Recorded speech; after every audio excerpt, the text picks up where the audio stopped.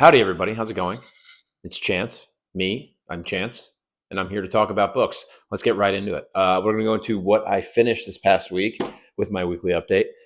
And we have Cormac McCarthy, All the Pretty Horses. Now, I was pretty close to done when I was reading this last week. I went with the immersive reading strategy on this puppy, like listening to the audiobook while reading, and it greatly benefited my experience with Cormac McCarthy. To say all that to say that the story overall was fantastic. I enjoyed it. It gave me everything I went in expecting and more. I think overall, The Road was, of the two Cormac McCarthy books that I finished, I like The Road more in terms of the overall emotional impact of the story. All the Pretty Horses hit hard in a lot of different ways, and I think the narrative in the story was structured a lot differently than The Road, which gave me, I think, further enjoyment than I was expecting for sure. It's essentially a love story packed in with action, packed in with, what is the word? The vagabond life. The vagabond life of a cowboy, going into Mexico, between the United States and Mexico. And it ended very well. It ended better than I expected a Cormac McCarthy book to end in a lot of ways.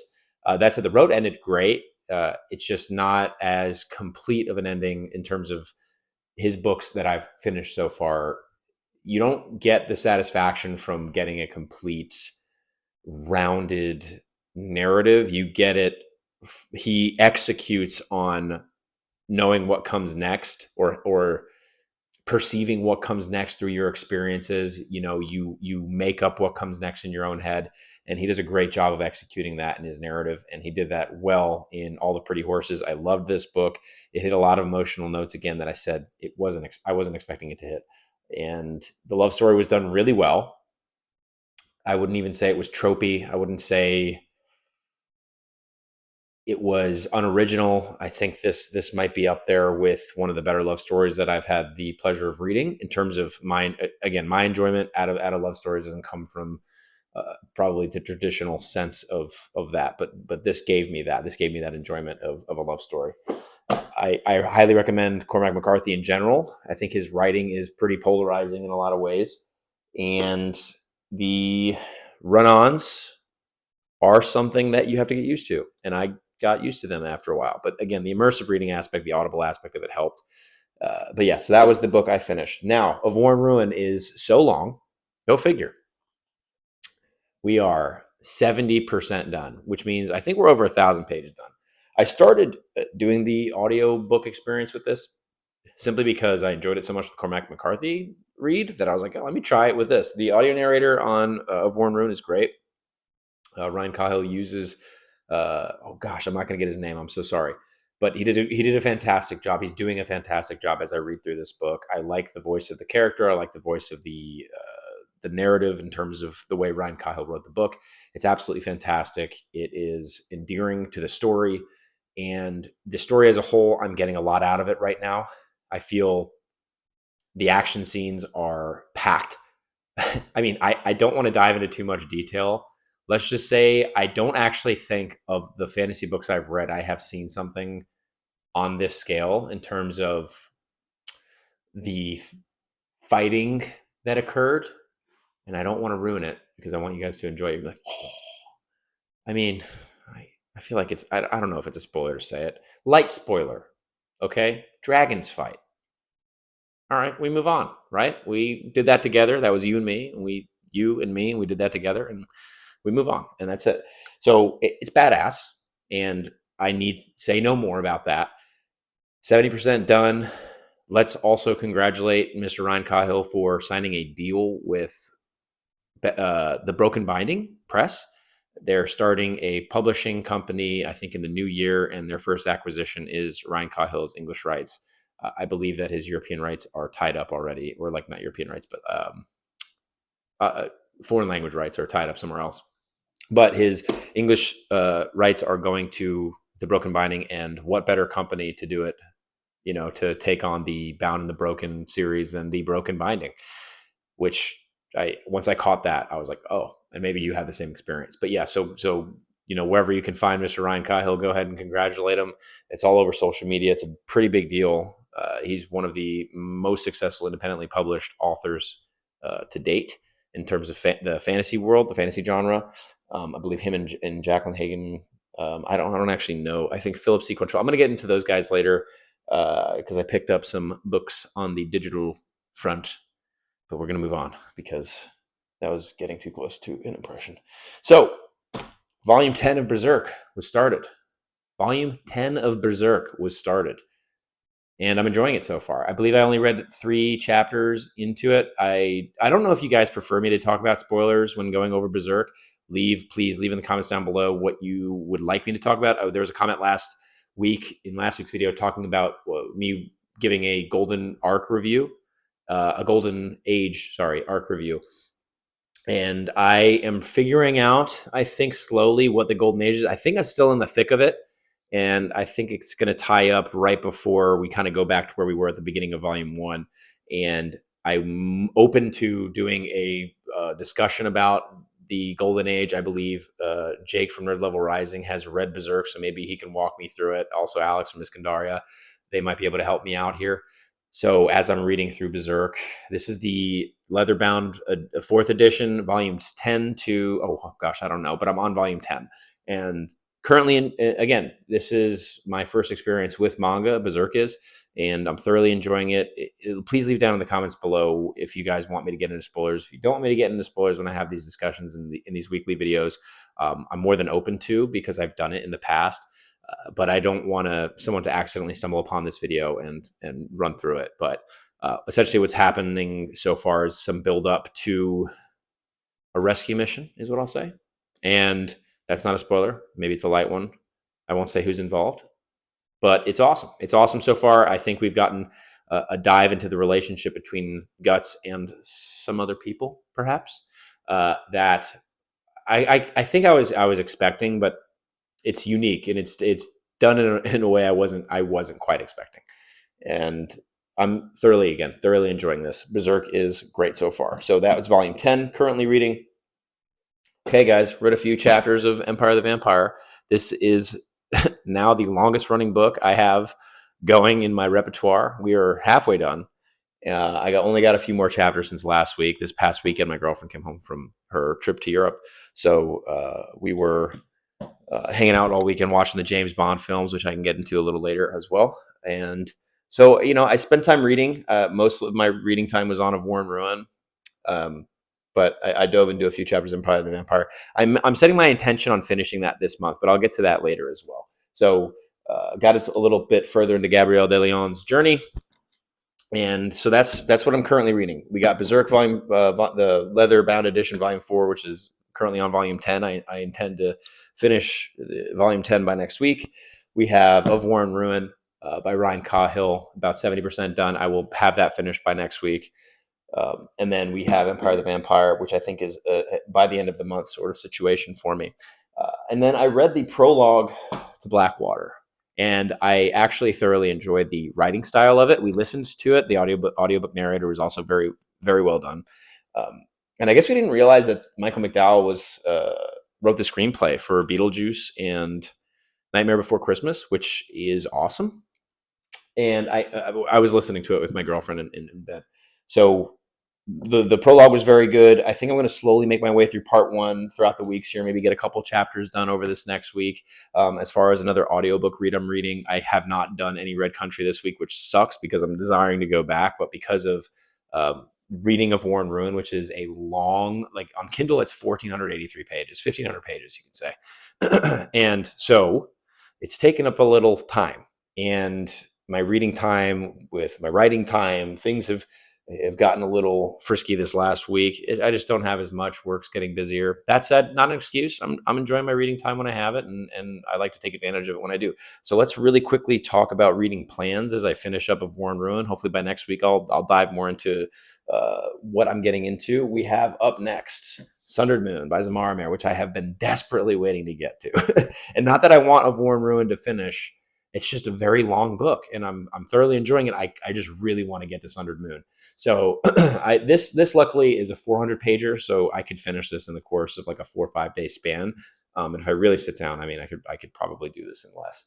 But I'm going to give it the attention it deserves. I'm going to probably be going back and forth between physical and Kindle, simply because I like marking up I have it on Kindle Unlimited. It is on Kindle Unlimited if you're interested. Riven Earth is book 1 in this duology. This is the end of the duology here. It is a beautiful cover done by Andrew Molesky.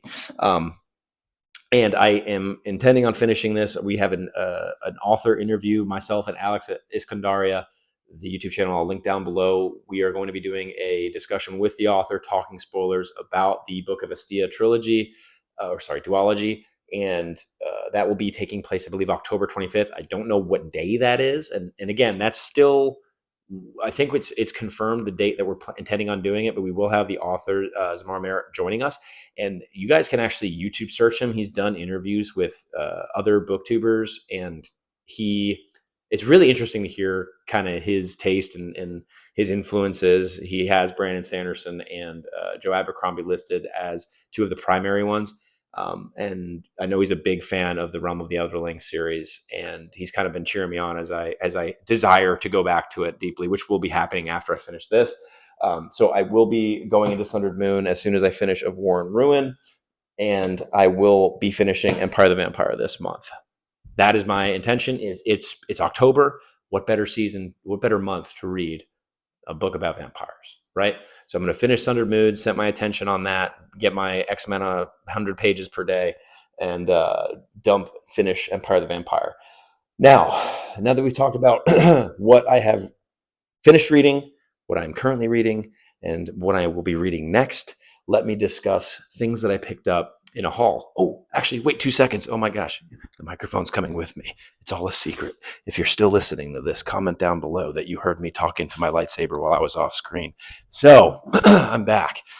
Physical pickup. Picked up The Bone Hunters by Steven Erikson. This is my it's not my next Malazan read. My next Malazan read will be Night of Knives, but I just couldn't wait.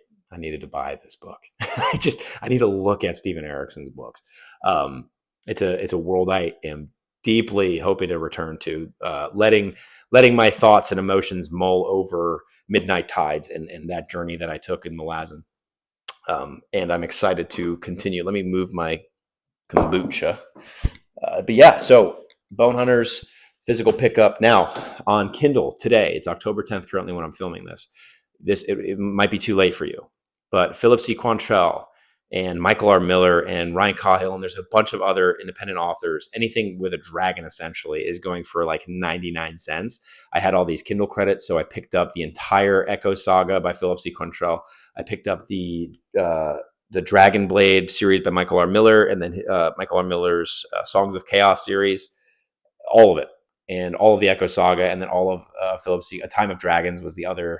There's 2 books from A Time of Dragons for Philip C. Quantrell's books. I have the physical copies of Ryan Cahill's books. But his books are all 99 cents. Hopefully you guys picked it up and you had that information before I gave it to you. If not, I actually don't think the ebooks are too expensive. I think they're actually pretty reasonable. You can go pick them up. They're also available on Kindle Unlimited. I think all of them.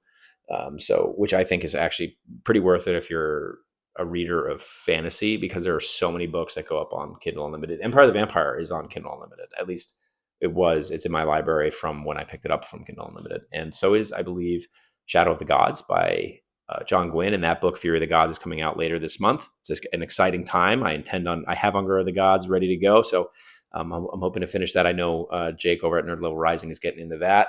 Also, I'll say it here. He's interviewing Christopher Ruocchio later this month, and he announced it. So I'm going to say it here, because if you haven't gone over to subscribe to him, you need to go do that, because he's interviewing, I think, between us, him and I, a collectively favorite author of ours, which will be so cool. It's going to be so cool. I'm so excited to tune into that. So yeah, that was my physical pickup and a bunch of digital purchases that I had from the Kindle store, which was very exciting for me, because I don't usually just go on Kindle and like go on a shopping spree, and it cost me maybe $6. And I got, I think, 15 books, which is wild. I know they're not physical books, and I intend to like listen and or read these books in the future. I'm very excited. Also, I believe the Adan trilogy goes on sale pretty often, so I'm probably going to pick up those when that happens next. I don't know why I haven't done that yet. Okay, so moving on from talking about books, let's really quickly talk about movies I watched recently. I did the So we were going to watch No Time to Die because my girlfriend has not seen No Time to Die, which I enjoyed. I thoroughly enjoyed that movie. When we started it, she was like, I just don't remember everything. And I was like, you know what? I don't either. Let's just go back and watch some stuff. So we watched Spectre. And I was like, wait, what are we doing? So we watched the entire movie of Spectre. We're like, okay, we need to go back. There's so much tie-in from the earlier Daniel Craig James Bond movies. We did not go back to watch the old like Sean Connery, Roger Moore, Brosnan movies. We kind of like kept it simple. We're like, let's go Daniel Craig, let's go Casino Royale, and let's go from there. So we watched Casino Royale and Quantum of Solace, both of which I didn't realize, first of all, how incredible these movies were, but also how the narrative and like the story structure of the film is. There's a big through line with James Bond's love interest of Vesper from the first movie going to the end of No Time to Die. And it's actually pretty awesome. Again, something I just wasn't expecting going back and rewatching these films. So that was my movie talk. I think we're trying to watch Bullet Train because that actor in that was supposed to be queued up to be James Bond. And I was like, oh, we have to watch Bullet Train, but we'll see. We'll see. We'll move on from movies. As far as life stuff, no new news on the D&D front right now. I think we have a day ironed in. Again, I'm leaving that announcement over to Jake at Nerd Level Rising because it's his thing. He organized it. So we'll see. Maybe we'll have an update by the end of the month. We should, at least, considering what our goal date is. So we'll see. Again, I think we decided on there's going to be discussion between Chris from Bearded Book Beast and Jake at Nerd Level Rising, where they're going to announce officially our book club. I'll let them do that. But the goal right now is to get started on the last War series, We Are the Dead, in November. So that will probably be following up my Farseer trilogy, finishing up Royal Assassin and the third book of the Farseer trilogy next month. Those will be my reads, just as a little sneak peek going into next month. Yeah, so from that, I'm about to go into my writing.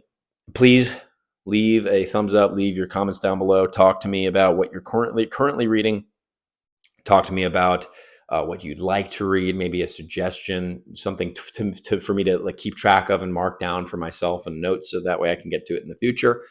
Can't promise I'm going to get to it anytime soon, but it is nice to have kind of like a backlog of books that I need to get to. And I like talking about this stuff with you guys. It really helps me,